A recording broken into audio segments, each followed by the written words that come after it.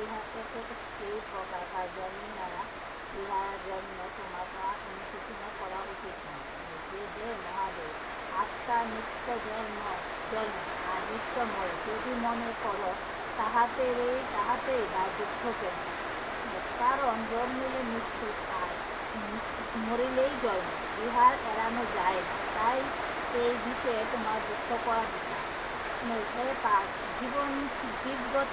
জীবগণ জন্মের আগে কি ছিল বা মরণের পর কি হবে তা জানে না, বর্তমান জানা যায়। সুতরাং এই সকল বিষয়ে ব্যথা খেদ করিবার কি আছে? এই আত্মাকে কেহ আশ্চর্য বলিয়া মনে করেন, কেহ আত্মাকে আশ্চর্য রূপে বর্ণনা করেন, আবার কেহ আশ্চর্য বলিয়া শুনেন, কিন্তু ইহার বিষয় শুনিয়াও কেহ ইহাকে জানিতে পারে না। হে অর্জুন, ইহা ঠিক যে সকলের দেহে এই যে আত্মা, সে সর্বদাই অবাধ্য।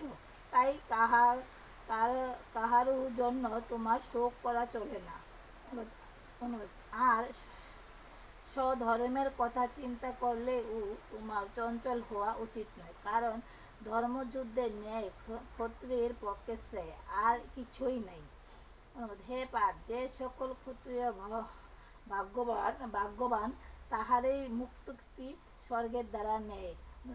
দৈবক্রমে এ যেন যুদ্ধের সুযোগ পান। আরও এক কথা, যদি তুমি এ ধর্মে যুদ্ধ না করো, তবে তোমার স্বধর্ম ও কীর্তি পথ ছাড়িয়া পাপভাগী হইতে হইবে। তাহা ছাড়াও লোকে সর্বদা তোমার নিন্দা করিবে। জ্ঞানী লোকের অকৃত্রিম মরণ হইতেছে